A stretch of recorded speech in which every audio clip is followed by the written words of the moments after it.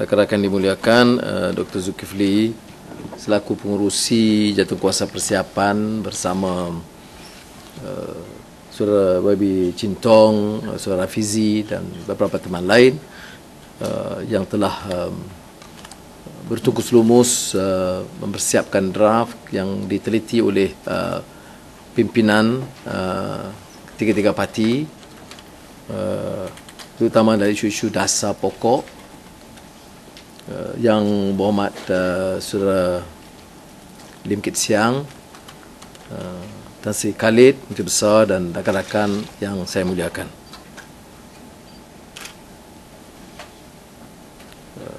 Keupayaan Pakatan Rakyat menghasilkan sebuah belanjawan menyeluruh yang berlandaskan semangat reformasi rakyat adalah satu mercu tanda kematangan dan kesediaan Pakatan Rakyat menjadi kerajaan persekutuan yang baru.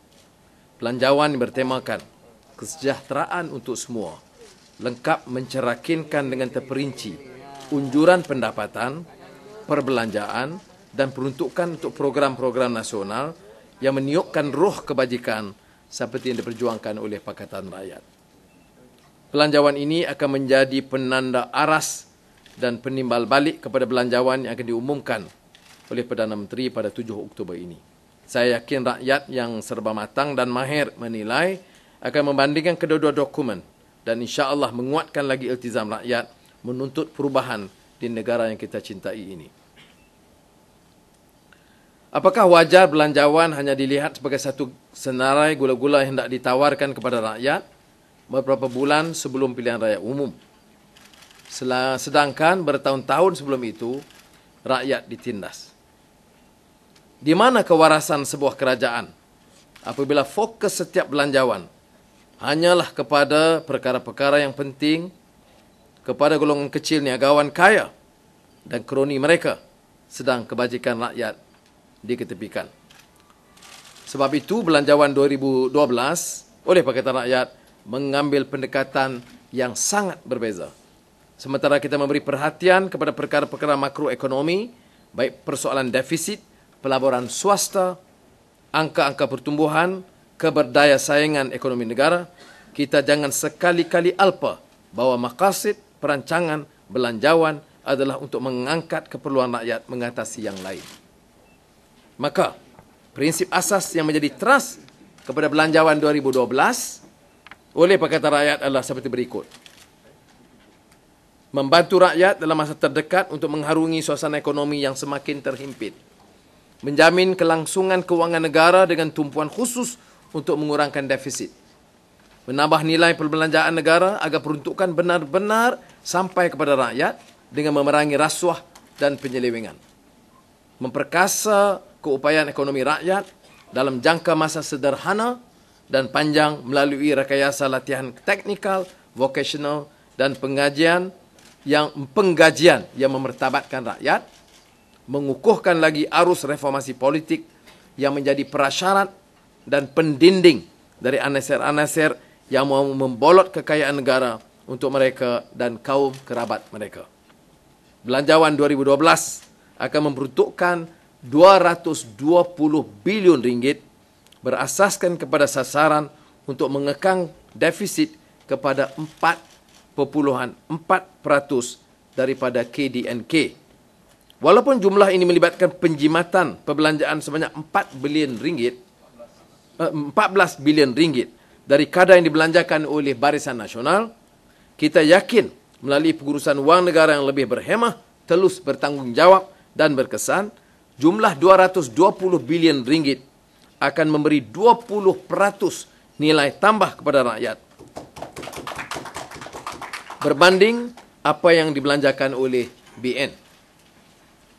Keseluruhan 220 bilion ini akan digunakan sebaiknya untuk mengimbangi keperluan membaiki kerangka ekonomi negara yang kian punah di bawah BN dan membela rakyat dalam suasana yang semakin mendesak.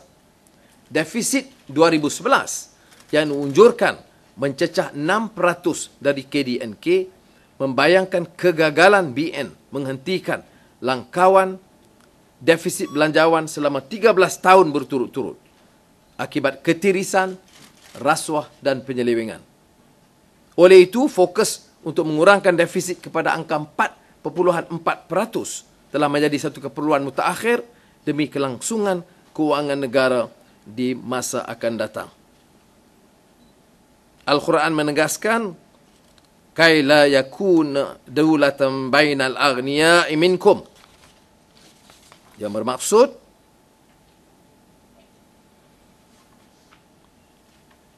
harta itu tidak harus beredar di antara orang-orang kaya di kalangan kamu. Golongan maha kaya, super rich, membolot kekayaan negara dan dipisahkan dari golongan pesara tua dan warga emas yang dihimpit kenaikan harga walhal pencen dan pendapatan mereka semakin mengecil. Anak-anak muda yang memasuki alam pekerjaan terpaksa bertungkus lumus, berkongsi rumah dan mengikat perut, sedang anak-anak golongan maha kaya seronok melancung dan berbelah, beg-beg tangan mahal dan cincin permata. Golongan pekerja masih memperjuangkan hak untuk dibayar upah yang bersesuaian dengan kos sara hidup dan masih ramai yang upahnya lebih kecil dari garis kemiskinan yang ditetapkan. 35% dari rakyat kita bekerja dalam sektor tidak formal seperti menjajah dan berniaga kecil-kecilan yang tidak mempunyai perlindungan kerja dan imbuhan sosial yang memadai. 40% dari rakyat Malaysia adalah dari isi rumah yang pendapatannya kurang dari RM1,500 sebulan. 34 dari golongan ini adalah Melayu Bumi Putra yang kononnya dibela oleh pemerintah. Lebih mendukacitakan, golongan 20% terkaya di dalam negara, termasuklah golongan maha kaya dan kaum kerabat mereka, membolot 50% kekayaan negara. Sedang 40% golongan terbawah hanya menikmati 15% dari kekayaan negara. Kalau anak mantan Perdana Menteri memiliki syarikat perkhidmatan petroleum yang kelima terbesar di dunia selepas penggabungan Kencana Petroleum dan Sapura Crest yang melibatkan 12 bilion ringgit, apakah tidak ada anak Malaysia yang cemerlang di dalam bidang-bidang ini selain dari anak mantan Perdana Menteri? Tidak cukup seorang anak mantan Perdana Menteri menguasai industri huluan petroleum. Anaknya yang seorang lagi pula mau menguasai industri hiliran petroleum melalui konglomerat San Miguel yang membina kekayaan hasil dari perniagaan Arab. Kebajatan ekonomi sebeginilah yang menyebabkan 52 bilion ringgit saham yang diperuntukkan kepada golongan atasan Melayu akhirnya hilang begitu saja. Sedang mereka bergembira dengan kekayaan mereka, rakyat di bawah merempat mencari sesuap rezeki. Angka-angka ekonomi negara semuanya rendah-rendah belaka, kecualilah angka-angka kenaikan barang. Perbandingan harga barang di antara tahun 2008 dan 2011 menunjukkan bahawa harga gula telah melonjak sebanyak 66%. Diikuti dengan harga 1 kilogram ayam bersih yang melonjak 37%. Harga susu bayi 1,8 kilogram mencecah kenaikan 26%. Teh tarik mengalami kenaikan harga 25%. Dan sebungkus roti putih naik harganya 20%. Unjuran angka inflasi membayangkan sekiranya keadaan ini berterusan sehingga tahun 2015, akibat kegagalan Barisan Nasional mengawal harga barang, rakyat akan menanggung kos barangan harian yang telah melonjak naik 50% lebih mahal dalam tahun 2015 berbanding tahun 2005. Sedangkan purata kenaikan gaji dalam masa satu dekad hanyalah 2.6%. Makanya, tema kesejahteraan untuk semua adalah sangat bertepatan kerana Belanjawan 2012 oleh Pakatan Rakyat akan melaksanakan bantuan berikut untuk mengalihkan sumber kekayaan negara dari golongan maha kaya kepada program khusus untuk mengurangkan bebanan rakyat. Peruntukan subsidi sebanyak 22 bilion ringgit dikekalkan dengan mengambil kira unjuran harga minyak mentah terkini. Ini dijangka akan mengelakkan sebarang kenaikan harga minyak di dalam tahun 2012. Tumpuan khusus akan diberikan untuk menambah baik sistem penyampaian subsidi agar ia sampai terus kepada rakyat yang memerlukan. Bukannya ditadbir dan tersekat di pertengahan akibat monopoli yang diberikan kepada syarikat-syarikat tertentu. Ini termasuklah penghapusan subsidi korporat yang selama ini menguntungkan golongan mahakarya dan kroni mereka seperti pemilik-pemilik penjana bebas IPP, monopoli beras oleh Bernas, monopoli lesen taksi oleh golongan berkepentingan dan lain-lain. Kerajaan Pakatan Rakyat akan melaksanakan bayaran bonus warga emas sebanyak RM1,000 setahun kepada warga emas yang layak berdasarkan pendapatan kurang dari RM18,000 setahun. Ia dijangka akan menelan belanja RM1.7 bilion setahun, tetapi difikirkan perlu untuk membantu golongan warga emas dan pencen yang kuasa beli mereka semakin terhakis. Pakatan Rakyat akan melaksanakan bayaran suri rumah sebanyak RM1,000 dalam tahun 2012 kepada mereka yang layak untuk mengurangkan bebanan keluarga dan menggalakkan suri rumah menabung melalui KWSP. Ini akan membabitkan peruntukan RM2 bilion. Bayaran tambahan top-up payment kepada isi rumah di dalam kategori miskin tegar untuk memastikan pendapatan bulanan mencecah sekurang-kurangnya RM550. Ini difikirkan wajar sebagai langkah segera membantu golongan terbawah di dalam ekonomi negara. Dengan ini kami mengusulkan lagi bantuan asuhan kanak-kanak dari keluarga berpendapatan rendah sebanyak RM700 setahun. Pada masa yang sama, mengambil kira faktor semasa dan kenaikan harga mutakhir, bayaran kepada penerima bantuan dari Jabatan Kebajikan Masyarakat akan diselaraskan kepada RM550 sebulan dari kadar sedia ada sebanyak RM300 sebulan. Anggaran Bank Dunia meletakkan bahawa 34% daripada tenaga kerja mahir dibayar di bawah kadar RM700 sebulan. 1/3 daripada tenaga kerja Malaysia berada di bawah paras kemiskinan. Oleh demikian, tuntutan gaji minima berpanjangan dan tidak berkesudahan melambangkan persepsi pemerintah yang memandang rendah kepada rakyat.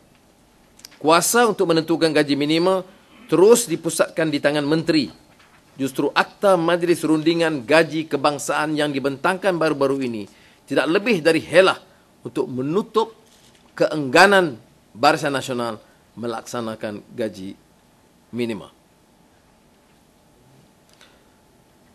Tabiat merendah-rendahkan martabat rakyat semakin berleluasa sehingga mengenepikan kaki tangan perkhidmatan awam. Umum mengetahui bahawa pentadbiran Perdana Menteri lebih gemar menggunakan khidmat perunding luar atau mereka yang dibawa masuk dengan dibayar gaji besar daripada tenaga pakar sedia ada di dalam perkhidmatan awam. Kerajaan mengeluh apabila berhadapan dengan masalah gaji perkhidmatan awam, tetapi kontrak ratusan juta ringgit kepada perunding asing diluluskan dengan sewenang-wenangnya. Kegagalan membina sistem latihan teknikal dan vokasional yang baik dan ketiadaan universiti-universiti berorientasikan teknikal yang menekankan kepada skim perintis dan industri menyebabkan wujudnya jurang di antara kehendak industri dan kemahiran tenaga kerja. Mengambil kira perkara ini untuk mengembalikan martabat rakyat, menghentikan pendekatan yang meremeh-remehkan rakyat seperti yang diamalkan pemerintah sedia ada, Belanjawan 2012 Pakatan Rakyat memperuntukkan perkara berikut. Gaji minima akan diperkenal dan dikuatkuasakan. Pakatan Rakyat akan mengguna pakai mekanisme penetapan gaji yang terbukti berkesan di negara-negara lain dengan meminda semua akta sedia ada. Gaji minima sebanyak RM1,100 disyorkan untuk diangkat dan dikuatkuasakan. Pengenalan gaji minima dijangkakan memanfaatkan 300,000 orang kaki tangan awam yang berada di bawah RM1,100 sebulan. Tangga gaji perkhidmatan awam, kaki tangan awam akan diselaraskan berikutan pengenalan gaji minima dan melibatkan kenaikan gaji kaki tangan awam yang lain mengikut tangga gaji masing-masing. Pakatan Rakyat akan melaksanakan pembayaran allowance pendidik sebanyak RM500 sebulan bagi setiap orang guru seperti mana yang dijanjikan dalam buku Jingga. Penyelarasan gaji kaki tangan awam berikutan pengenalan gaji minima dan janji buku Jingga akan melibatkan peruntukan tahunan sebanyak RM5.9 bilion. Pakatan Rakyat akan menghentikan serta-merta kecenderungan dan amalan mengguna pakai tenaga perunding dalam proses keputusan kerajaan seperti sekarang dan mengembalikan pengaruh dan kedudukan kaki tangan awam dalam proses kerajaan. Peruntukan tambahan RM1.3 bilion untuk menambah baik skim latihan vokasional dan teknik di semua peringkat, termasuk naik taraf kursus ijazah sedia ada supaya berorientasikan pendidikan universiti teknikal.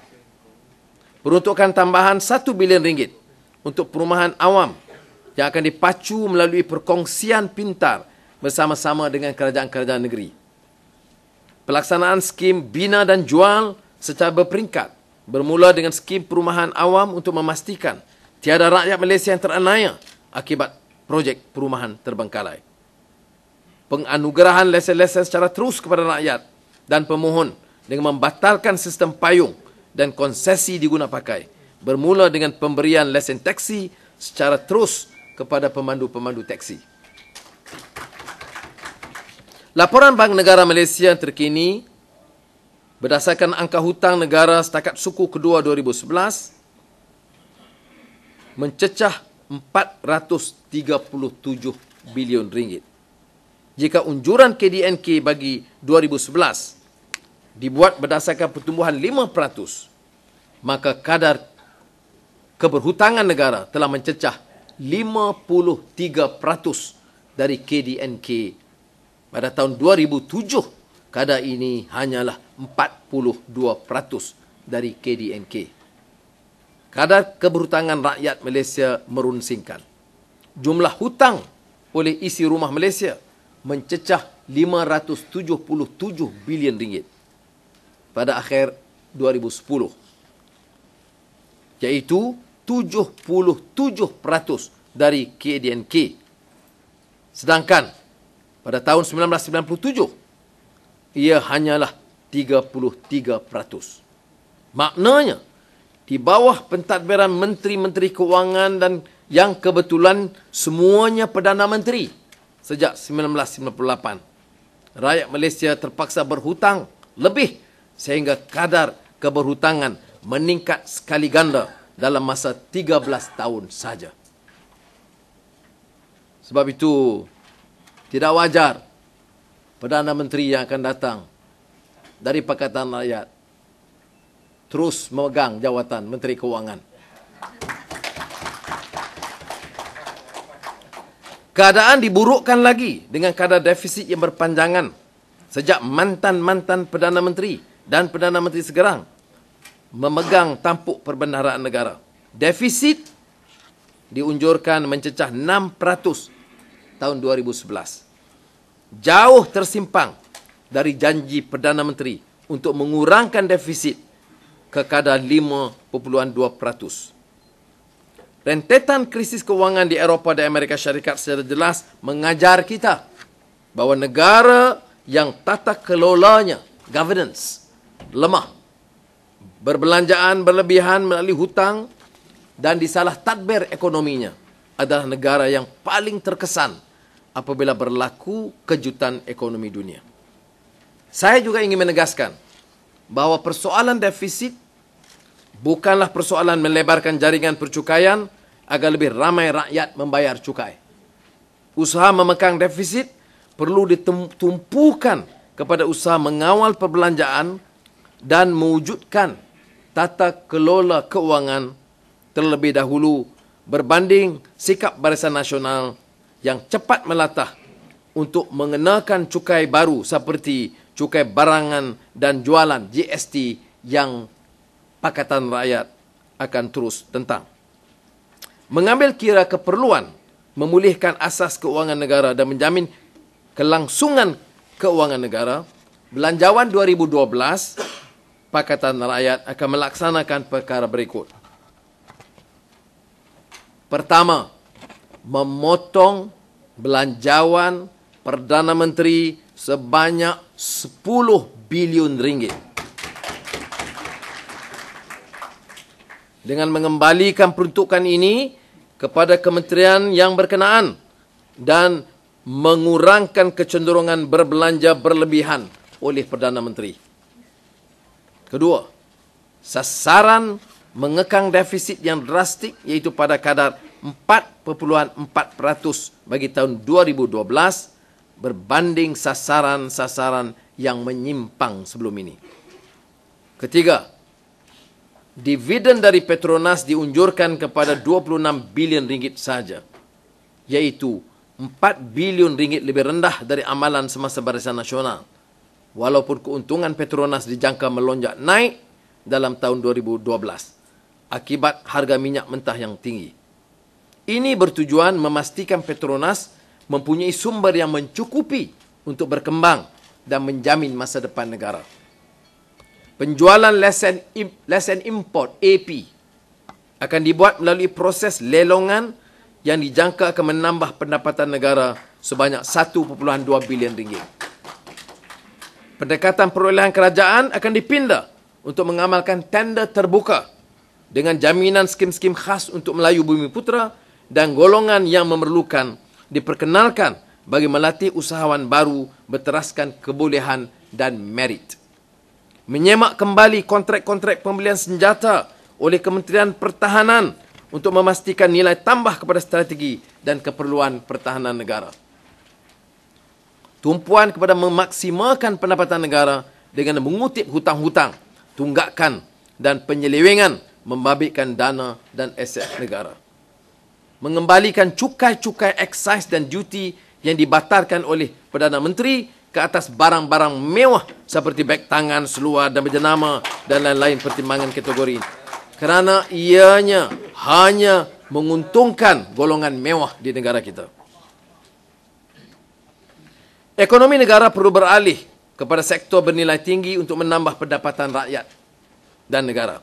Model ekonomi kos rendah yang banyak mengguna pakai tenaga asing yang murah sebenarnya merompak rakyat Malaysia dari peluang ekonomi. Saban tahun, pekerja-pekerja asing juga menghantar puluhan bilion ringgit wang keluar dari Malaysia. Daya saing ekonomi negara memerlukan penglibatan lebih tinggi golongan wanita untuk merealisasikan potensi ekonomi mereka. Pakatan Rakyat mensasarkan penglibatan tenaga kerja wanita dalam tenaga kerja mencecah 55% menjelang 2015 berbanding kadar 43% sekarang. Oleh demikian, Belanjawan 2012 mencadangkan perkara berikut. Menubuhkan Suruhanjaya Perjanjian Awam Negara untuk menilai kembali konsesi-konsesi yang tidak adil, untuk menghentikan herotan kos operasi dan perniagaan yang ditanggung oleh rakyat dan niagawan. Meminda Akta Persaingan 2011 supaya turut meliputi sektor penyiaran, telekomunikasi, tenaga dan sektor bermonopoli lain untuk memecahkan monopoli. Sasaran pengurangan pekerja asing yang jelas menjelang 2015 mengikut sektor ekoran pengenalan gaji minima, allowance penjagaan anak sebanyak RM1,000 setahun, kepada ibu-ibu yang layak untuk menggalakkan penyertaan lebih ramai wanita di dalam tenaga kerja. Pemusatan sumber dan kawalan kewangan yang keterlaluan kepada kerajaan persekutuan, menindas kerajaan-kerajaan negeri sehingga mewujudkan jurang ekonomi yang luas di antara wilayah, terutamanya di antara Sabah, Sarawak dan negeri-negeri pantai barat. Oleh demikian, tumpuan yang jelas perlu diberikan untuk mempercepatkan pembangunan wilayah-wilayah ini, terutamanya pembinaan infrastruktur, termasuklah jaringan lebuh raya yang menghubungi seluruh Sabah dan Sarawak. Mengambil kira perkara-perkara ini, Belanjawan 2012 memutuskan perkara-perkara berikut. Pertama, pindaan kepada Akta Grant Capitation Grant 2002 untuk beralih dari mekanisme bayaran tetap seperti sekarang kepada prinsip formula berdasarkan faktor-faktor seperti sumbangan ekonomi, keperluan pembangunan, pendapatan rakyat dan kedudukan sosioekonomi setiap negeri. Kedua, peruntukan tambahan sebanyak 3.6 bilion ringgit untuk pembangunan luar bandar. Ketiga, peruntukan sebanyak 100 juta untuk program pembersihan dan pengindahan desa di seluruh negara. Semua perancangan ekonomi dibuat hanyalah kekal menjadi diskusi akademik kecuali dengan iltizam untuk melaksanakan reformasi politik dan pentadbiran. Suasana yang kondusif akan diwujudkan secara langsung, membolehkan perubahan ekonomi berlaku bila mana sistem pentadbiran dan dokongan adalah telus, amanah, bertanggungjawab dan berasaskan kerangka tata kelola yang baik, good governance. Perbezaan ketara di antara Belanjawan 2012 oleh Pakatan Rakyat yang mengangkat kesejahteraan untuk semua dengan belanjawan yang akan diumumkan oleh Perdana Menteri adalah dari segi siapa yang mampu melaksanakan reformasi ekonomi dengan berkesan. Sebab itu, kita tidak boleh lari dari pengajaran kitab Al-Muqaddimah dari Abdul Rahman Ibn Khaldun yang antara lain menggambarkan kemusnahan apabila pimpinan kerajaan bergelumang dengan salah laku, buruk akhlak, ketidakikhlasan dan tipu daya untuk mengaut kekayaan. Hati mereka memikir dan mencari jalan untuk mengguna semua helah bagi tujuan itu, mencari kekayaan. Apabila rakyat pun turut terheret dengan penipuan, perjudian, kecurian dan riba. Dalam kehangatan menghadapi pilihan raya umum ke-13, rakyat tidak boleh alpa dengan pelbagai laporan dan bukti yang mempersoalkan ketulusan dan integriti daftar pemilih. Kalau selama ini kita percaya pelbagai helah digunakan untuk membenarkan pengundi hantu merosakkan amalan demokrasi, pengesahan terbaru mengenai pemberian hak mengundi kepada warga negara asing, termasuk Bangladesh, mengukuhkan lagi persepsi rakyat bahawa Suruhanjaya pilihan raya adalah tidak telus. Oleh demikian, sebuah rancangan ekonomi perlu dijalankan seiring dengan proses reformasi politik dan pentadbiran. Belanjawan 2012 akan melaksanakan perkara-perkara berikut untuk mengukuhkan lagi arus reformasi rakyat. Pertama, melaksanakan sepenuhnya janji-janji di dalam buku Jingga, termasuk pemansuhan Akta Keselamatan Dalam Negeri, Akta Bersabit Media dan Percetakan, Akta Rahsia Rasmi, dan Akta Universiti dan College Universiti. Kedua, membentangkan Akta Pemulihan Demokrasi seperti mana dicadangkan oleh Pakatan Rakyat dalam tahun 2011 untuk memansuhkan semua peruntukan undang-undang yang bertentangan dengan amalan demokratik. Ketiga, melaksanakan serta-merta semua tuntutan bersih 2. Keempat, merombak jabatan Perdana Menteri dengan menaikkan taraf jabatan tersebut, jabatan bersabit tata kelola dan pertanggungjawaban nasional seperti SPR, SPRM, Biro Pengaduan Awam dan lain-lain supaya bertanggungjawab terus kepada Parlimen Malaysia. Pengenalan laporan setengah tahun perbelanjaan dan prestasi kewangan negara yang dibentangkan ke Parlimen bersama-sama dengan laporan Ketua Audit Negara. Pembentukan 7 jawatankuasa Parlimen untuk membahaskan belanjawan di peringkat jawatankuasa secara terperinci. Yang Berhormat dan saudara-saudara yang dihormati sekalian, Malaysia adalah sebuah negara yang dirahmati dan diberkati.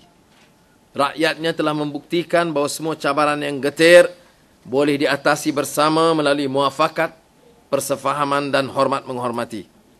Belanjawan 2012 oleh Pakatan Rakyat melihat rakyat sebagai aset pertama negara dan sewajarnya diangkat martabat rakyat untuk sama-sama menyumbang kepada kesejahteraan semua. Rakyat adalah tuan punya negara ini. Rakyat bukannya khadam atau pekerja yang membanting tulang menagih ihsan pemerintah atau golongan maha kaya. Belanjawan 2012 memberi gambaran sebuah negara yang berbeza di bawah Pakatan Rakyat. Berbeza ekonominya, rancak proses demokrasinya, dan telus pentadbirannya. Saya memohon doa, kata Allah SWT, agar belanjawan 2012 ini memberi peluang untuk semua pihak memainkan peranan bersama-sama membawa Malaysia ke tempat yang lebih sejahtera, lebih aman dan lebih adil. Terima kasih. Wassalamualaikum warahmatullahi wabarakatuh.